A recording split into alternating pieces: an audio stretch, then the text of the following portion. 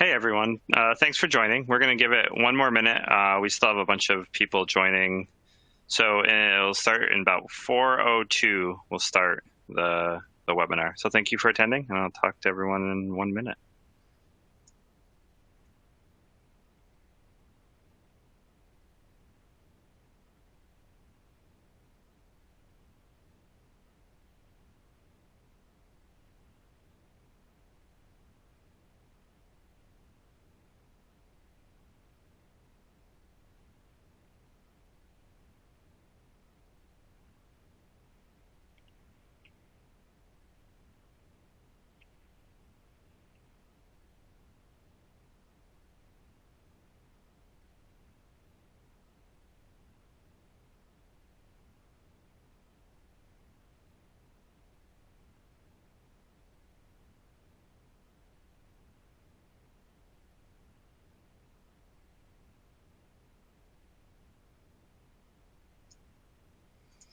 All right, we're going to get started, everybody. So, thanks for attending ERT's webinar on home cardiac safety collection.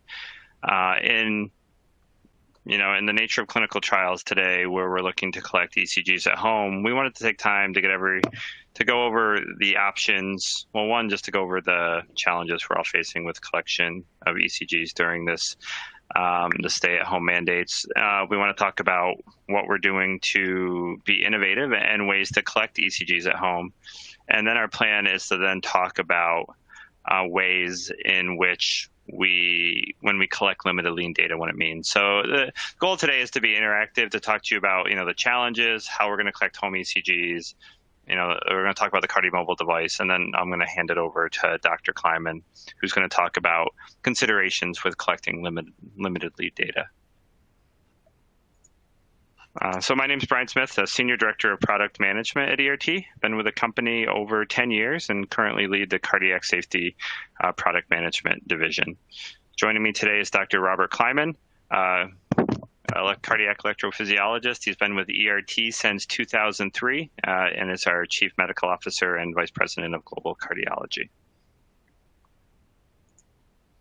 So collecting ECGs during COVID-19 and the stay-at-home mandates, clearly a challenge. ECGs, collecting a 12-lead ECG requires a medical professional to, skillfully apply the electrodes, to prep and shave the patient, making sure you have good conduction, and also making sure you have high-quality ECGs, because in order for us to get good data, high-quality ECGs are the key. So with the stay-at-home mandates, with patients obviously not being able to come to sites, and potentially patients uncomfortable with nurses or people visiting them in their homes, it clearly creates a problem for ECG collection. And obviously, if we can't collect ECGs, and studies are put on hold if you can't collect reliable data, including ECGs, is an issue. Obviously, going to sites is a challenge. People are afraid to leave the home. Not everybody has the same access to personal protective equipment. And there could be concerns, both from sites and patients, on what's the proper way to continue to clean machines and to clean electrodes of patients after every collection that we maybe didn't pay as much attention to in the past. And of course, with ECG collection and trials, we have to worry about patient adherence and retention. So with limited information and training on potential in-home options, it could result in a lack of patient dropout or lack of adherence to the protocol. So with that, ERT ourselves are enabling virtualization of clinical trials. The goal is to deliver really the endpoint data collection to the patient's home. So first, I'm going to talk about things we can do today in the patient's home, and then I'm going to spend time to talk about what we can do in the future to make it easier. The future actually meaning today, with some things we're doing in the near future. So blood pressure, obviously blood pressure at home, a large endpoint. We continue to provide ABPM, ambulatory blood pressure monitoring services, to collect serial blood pressure collections at home. So if you're doing serial blood pressure collections at the site using blood pressure equipment, there's ways we can use ambulatory blood pressure or ABPM monitors to collect the same level data at the patient's home. We can also provide blood pressure devices for patients to collect those measurements at home.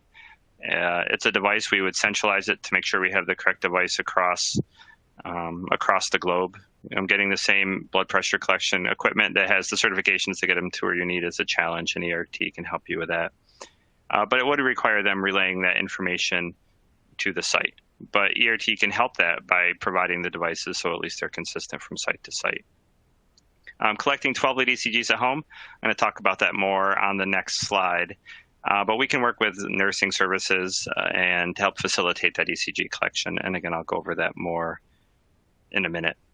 Now, self-administered ECGs is what we're going to spend a lot of time talking about today. ERT today can help with this. We're partnering with CardioMobile and AliveCor to provide their CardioMobile 6L device. And again, I have more slides on this later, but it's a way for patients to self-administer ECGs. And for what we're talking about with patient stay-at-home mandates and being able to collect clinical trial data self-administered for an ECG is a challenge, and the CardioMobile 6L can help with that. So I'll spend a lot more time talking about that shortly. And also, ERT also has a solution to send paper. So, we've had sites that we use today that, we have ERT equipment at site, and sites based on mandates and changes at the site, they will not allow ERT equipment to be used. They need to use their site-specific equipment. And with that, we don't want to ship paper. Shipping paper puts the site at danger more because they have to interact with, shipping, UPS, FedEx. And then that's come to ERT via paper. And, with our sites as well, having limited people in site, we want to make sure that everybody stays safe. So we have a service called Link. It allows the sites to upload paper ECGs directly to ERT that immediately goes through our digital overreading service. So it allows sites to use their own equipment to send and upload ECGs to ERT. So if you can collect it on paper, and that is the best that we can do right now with based on how your clinical trial is, ERT can support you. So that's important to make sure that we have the clinical trials continuity. Now, collecting ECGs at home. Obviously, the gold standard for ECG collection is a 12-lead ECG, and Dr. Kleiman will talk about this on the upcoming slides. ERT does have four plus devices that I'll go over that we can implement with a home nursing professional at the site.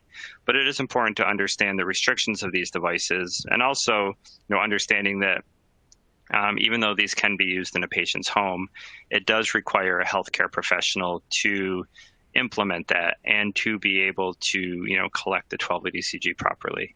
So we can work with that home nursing service. We can help provision the devices and ship them wherever needed, and then those ECGs upon collection will be transmitted to ERT for analysis.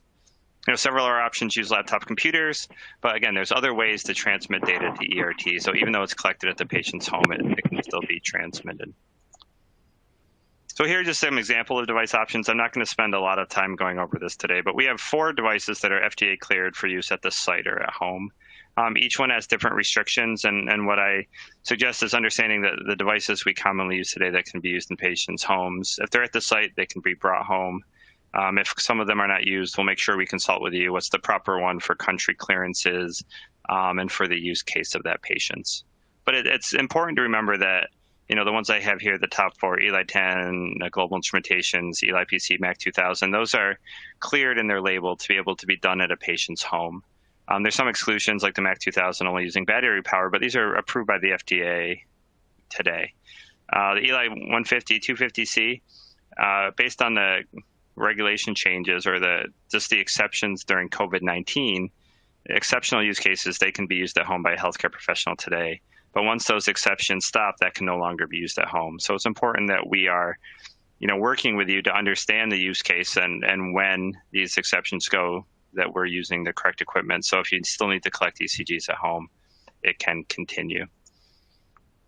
And here's just pictures of the devices. I'm not going to spend a lot of time, but ERT has a lot of options for you. We use more modern equipment. We use technology that's approved for a home and also allows for easy transmission of these digital ECGs to ERT. But getting on that, and it's like, how do we collect ECGs at a home without a visiting nurse? Because that's what we're trying to solve. So, obviously, if you need a 12-lead ECG, based on the safety, based on the drug, Dr. Kleiman will talk shortly about, why you need a 12-lead ECG. And those require a visiting nurse service. So now if I want to collect it at home without a nurse service, it's what today, using common devices, creates the concern or creates it makes it harder to administer. Obviously, when they go to the house, the patient has to allow a nurse service to come in, making sure they both have personal protective equipment, have to make sure that they're going house to house, that this is properly decontaminated between it. So ECG collection remains a possibility, obviously, but it's more challenging, but we can support that. So also know there's several consumer options available, but they're for single channel lead ECGs. Like the Apple Watch is an example. It collects a single channel ECG that can be transmitted, but it's not an easy thing to integrate into a clinical trial. There's also the KardioMobile device that's been out for years. That's a single lead ECG with finger ECG, with just the fingers. Works well. Again, it's only a single lead ECG, and Dr. Kleiman can talk on limitations. What we're going to talk on shortly right after this is the KardioMobile 6L that has a lot of advantages to it. So while a single lead ECG is generally sufficient to determine heart rate and rhythm, right, it has its use cases. It is not as limited accuracy for interval duration measurements like the QTC, the PR. It's not approved for that. And without the lead 2, it's really hard to have any backup if it doesn't go. So we don't recommend using interval measurements with single lead ECG. So with that, it's exciting to talk about the KardioMobile 6L. So the KardioMobile 6L device is made by AliveCor. It's a small handheld device. If you look at it, this patient is using it. The original KardioMobile only had 2 leads or a single channel by putting 2 fingers or your thumbs on the device on each side. The new 6L device has a 6-lead ECG, so it allows you to put your 2 fingers on each side, then you put the device on your knee or your ankle, and it creates a 6-lead ECG. I encourage people to watch the video. I have a link here, but if you go to their website to watch the video after I'm done talking, please, you can really see how the device works. It's easy to use. Currently, it's cleared for detection of AFib, bradycardia, tachycardia, normal heart rhythm. If you looked at AliveCor, they have press release where they had emergency designation or allowance for COVID-19 patients to be able to use it to measure QT in medical practices. But what it does is the 6L, it's a lightweight device. It has no charging, links to a cell phone. You don't need to shave, but because we get a 6-lead ECG, we get lead 2, we can then measure the QTC, QRS, and other findings using the KardioMobile device. So currently, the way this device works today, ERT can provide it to the site. The device itself creates a PDF file. That PDF file can be sent from the patient to the doctor's office and then uploaded to ERT via link. In the near future, ERT is going to have and be releasing our digital option, whereas upon the patient collection, that ECG will upload to ERT directly through our workflow. So it's something we can deploy today with a paper product, with a paper workflow, and then as soon as we have our integration complete, we'll be able to accept digital files. So it's a way for patients to collect ECGs at home. And what it does is it creates the paradigm for we have now is the patient goes to the site collects ECGs and blood pressures, they go back home and they repeat it. It now allows, when you think of future hybrid or stay-at-home trials, patient goes to the site, they get safety ECGs, blood pressure. We deploy these integrated sensors, and then the patient can collect this data at home, immediately goes to ERT for analysis, and then uploads to the site. And what's good about this is once we have this and the patient has this consumer application at home, the ability to connect this to ERT's portal, and ERT's is very easy. The patient will be able to connect it by just entering a 12-digit code that ERT will provide via our web portal right to the site that'll allow it to the patient and immediately uploads ECGs collected. So we can go over this in more detail if anyone's interested in the future. But capturing an ECG is simple. Basically, once it's connected to the ERT app, patient will hit record their ECG, select between single lead or 6-lead ECG. We prefer the 6-lead so we can measure. Single leads, though, available for people that aren't able to collect the 6-lead. And then it'll record for 30 seconds and automatically transmit that data, gives the patient immediate feedback, but it automatically transmits that digital data to ERT for analysis. So it's a very easy process. It's very easy for patients to do, and it's very easy to get that data directly to ERT. And we're excited about the ability to bring this to a patient's home. But as we bring it to a patient's home, and now we're collecting, instead of 12-lead ECG, 6-lead ECG data, it's important to consider the use cases and limitations. And with that, I'm going to hand it over to Dr. Kleiman. Thanks. Hello, everyone. Morning, afternoon, evening, whatever time zone you're in. The use cases are actually very interesting, and a lot of this is really prompted by the unsettling events of the past few months. So we're living with stay-at-home regulations in most of the countries where we have clinical trial sites, maybe all of them. And we know that COVID-19 is in every country. That is limiting the ability of clinical trials to retrieve, to have recorded and collect the scheduled ECGs, as well as blood work, imaging, questionnaires from patients that are written into the protocol. In some cases, it's routine safety, and missing one or two ECGs might not be catastrophic, but there are other programs in which there are no QT effects, and you really need to have regular QTc measurements to be able to continue dosing safely. Now, ideally, as Brian said, maybe you have the site send someone with the ECG machine to the patient's home, or have a visiting nurse bring an ECG to the patient's home, and they can record a 12-lead ECG and get it back to us, and the ECG is the same as if it were recorded in the office. Same 12 leads, same patient. But as Brian already said, there are a lot of patients who might be very reluctant to have a stranger come into their house and get very close to them to put on the ECG electrodes and record the ECG. So that's not necessarily going to be an option. And that means potentially we have no data. And the 6-lead ECG device is really simple to use. I have one. It amazes me how good the quality of the ECGs is and how easy it is to use.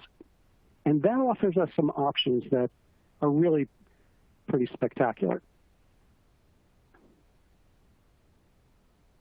So some of the use cases. First, this isn't just limited to the COVID-19 lockdowns. The 6-lead device records 6 standard limb leads, the same limb leads on any 12-lead ECG, and therefore you can use it for safety monitoring in certain circumstances to measure QTc, to measure heart rate, to look for arrhythmias, and not have missing data in your database.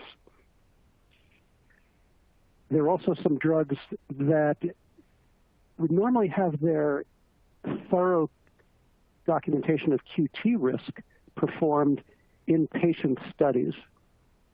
And for some of those drugs, the QT evaluation isn't just with the first dose or at the end of the first cycle of treatment. It may be that they need continuing QT monitoring.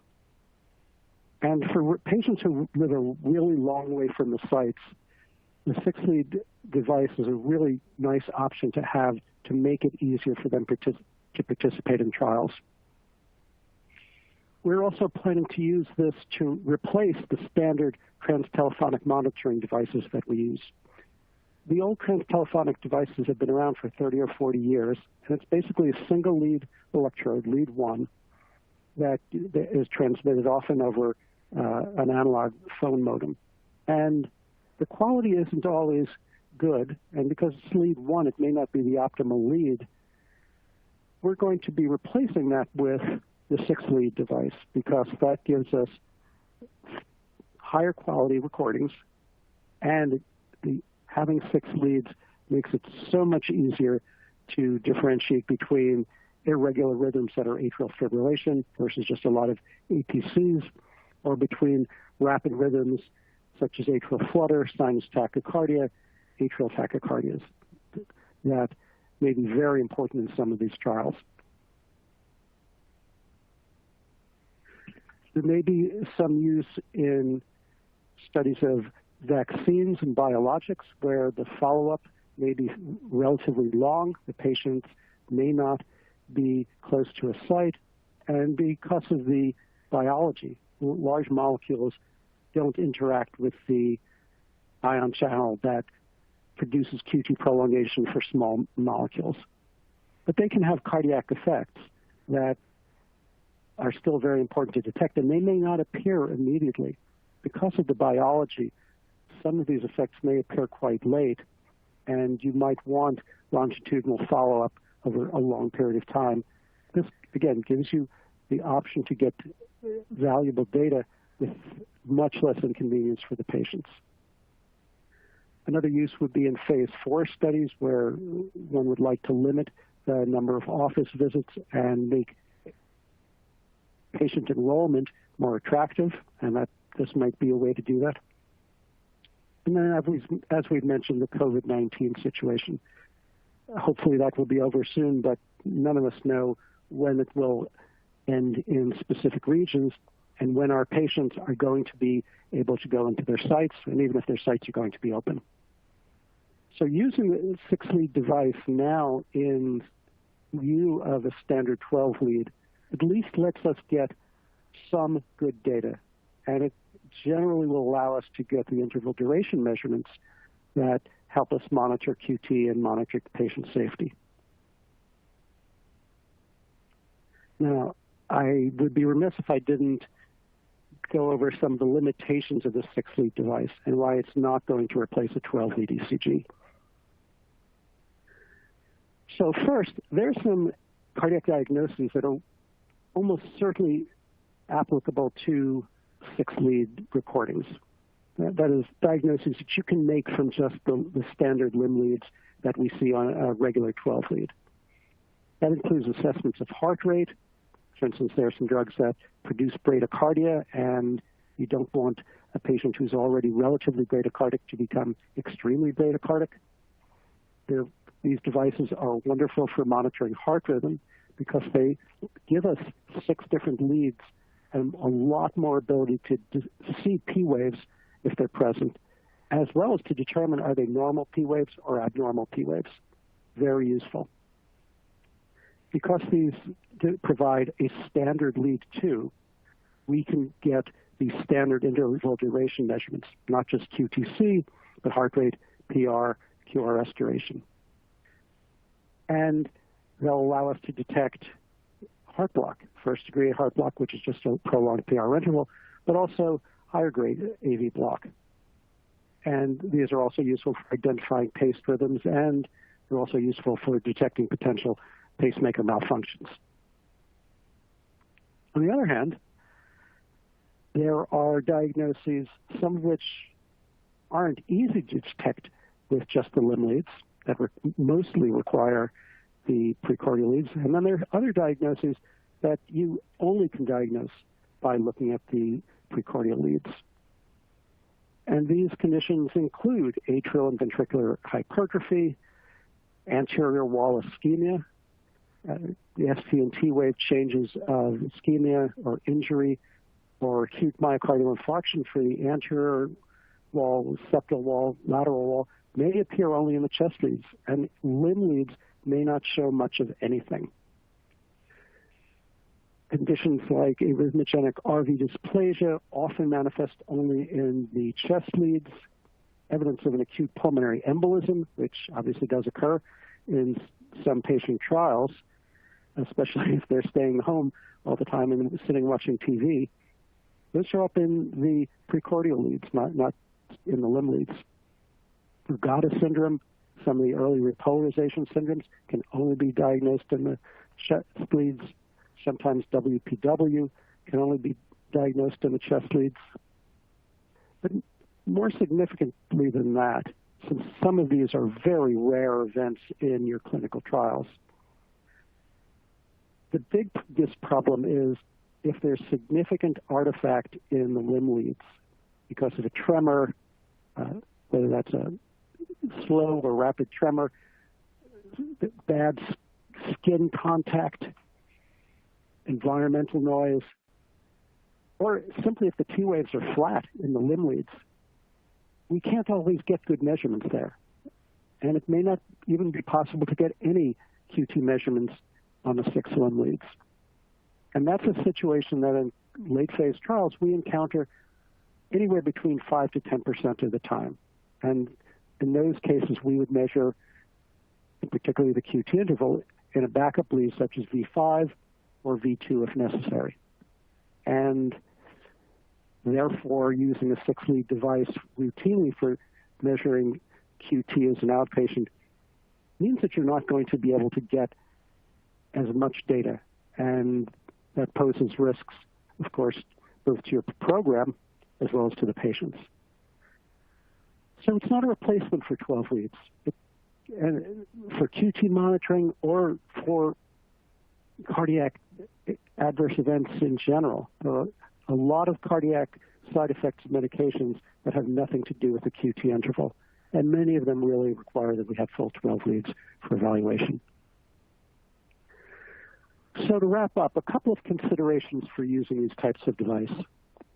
First, and one that we often don't think about, is all medical devices have specific uses for which they are intended, much like the indications for use of the medication that appear in the label. Now, a physician can prescribe a medication for off-license use, and likewise, a physician can prescribe a device for off-label use. However, in the setting of clinical trials, that's not a really clear answer, and it's uncomfortable to have to judge in which countries might this really be forbidden. An issue that most of us don't mind is that it's going to be less expensive than getting a 12-lead ECG with either a visiting nurse or with a site visit. So that's an advantage. I think it's important to be clear on the endpoints that you're trying to manage. There are some that really you only are going to be able to detect with a 12-lead ECG. But if you're looking for detection of atrial arrhythmias, heart rate, QT, these may be valid for the endpoint assessments. And finally, the last point to consider, of course, is will the data be acceptable for regulatory submission?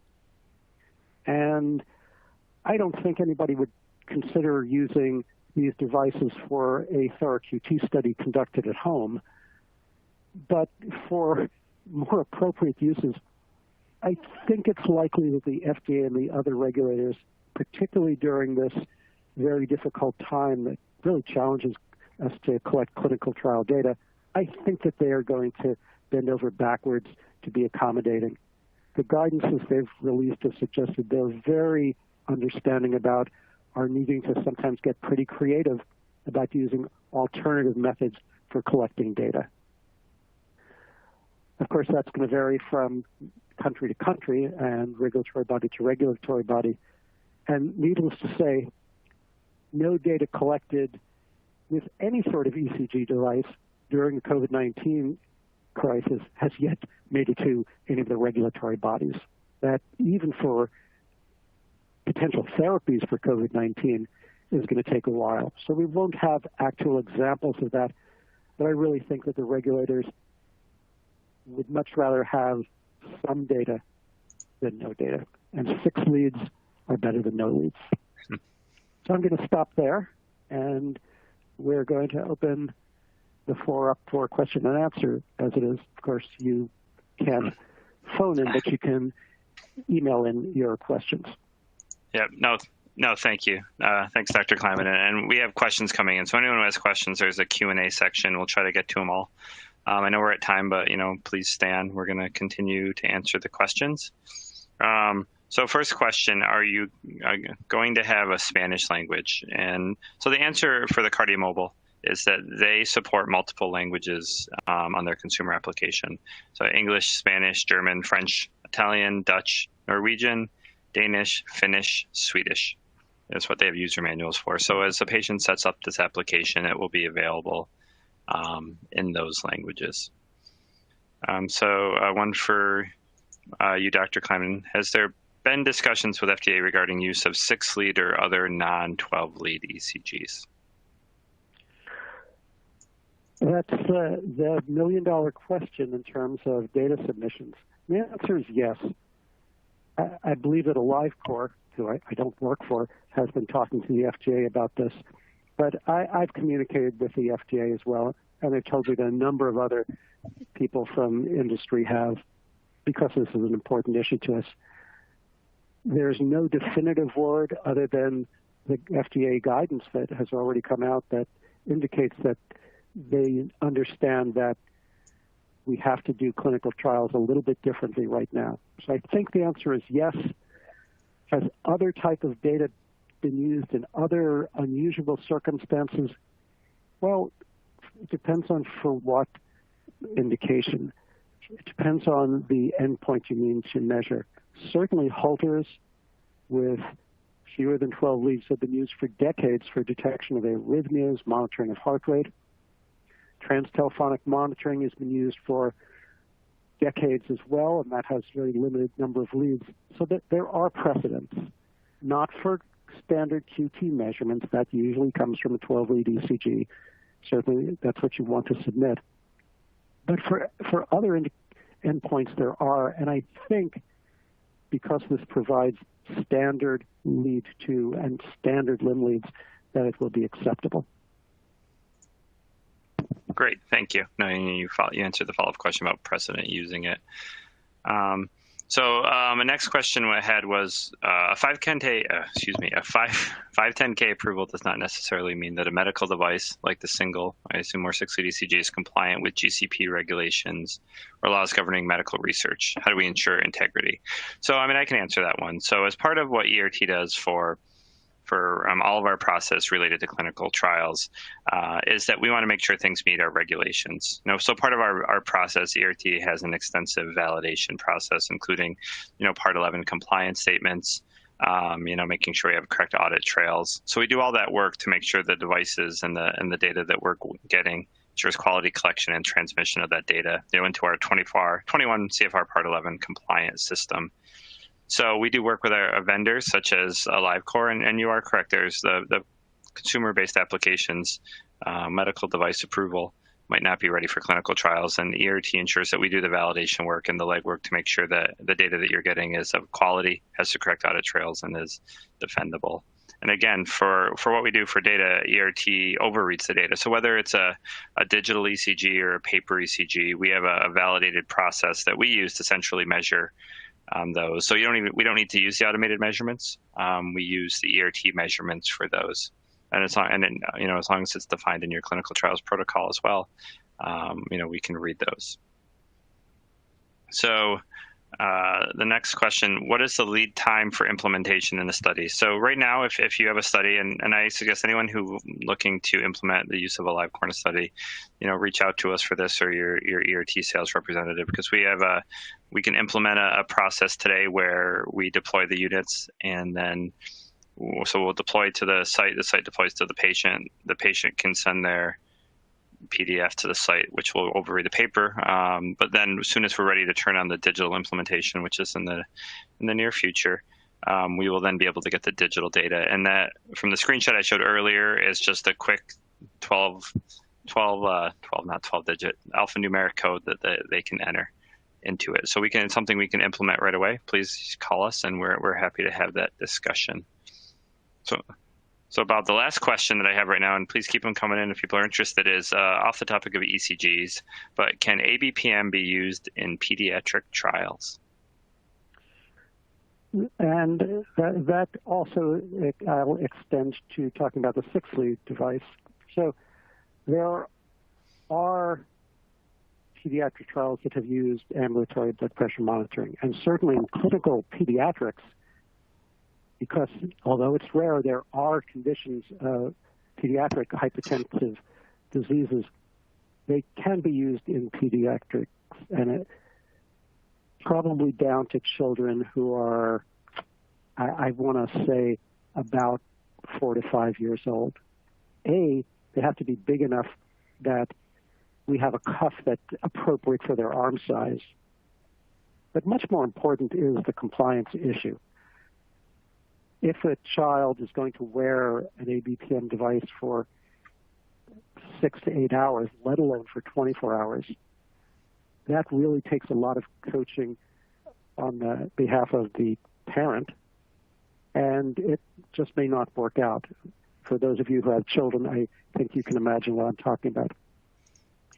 Now, when we move over from ABPM, or home blood pressure, same issue, to ECG recordings, the AliveCor device currently has an indication for adults. They just never thought about using it in pediatrics cases.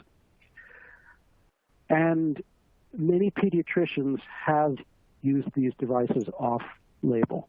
The single-lead AliveCor device has been around for several years, and pediatricians in the U.S. and elsewhere have used them, but that is not within the approved use at the moment.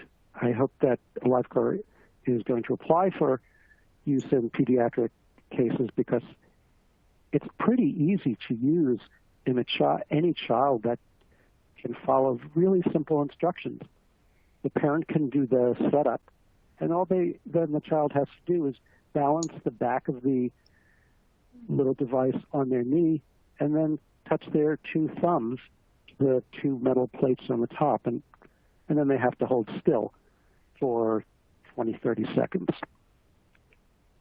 I don't think you could use this in most 1 to 2 year olds, definitely couldn't use it in neonates.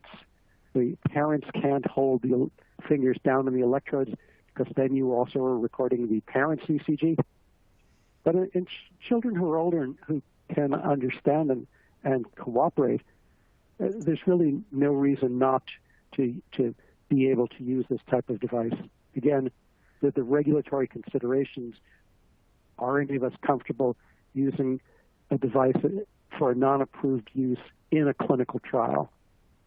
And again, I would say if it's a COVID-19 issue for a study that's already ongoing, I think it's going to be very different than for planning a study that will take part after these lockdown restrictions are done. Great. Well, I mean, that's the end of our questions. So I want to, again, thank everyone for joining our webinar on a Friday afternoon, late for the East Coast, still mid-afternoon for the West Coast. So again, thanks everyone for their time. If you have more questions about how to implement, any of these solutions into your clinical trial, please reach out to us. We're happy to get on the phone. Myself, Dr. Kleiman, or other members of our cardiology or product or business development team to help you find the right solution today. We all want to make sure that we can continue our clinical trials in this situation and keep our patients healthy. So thanks everyone again, and have a great weekend.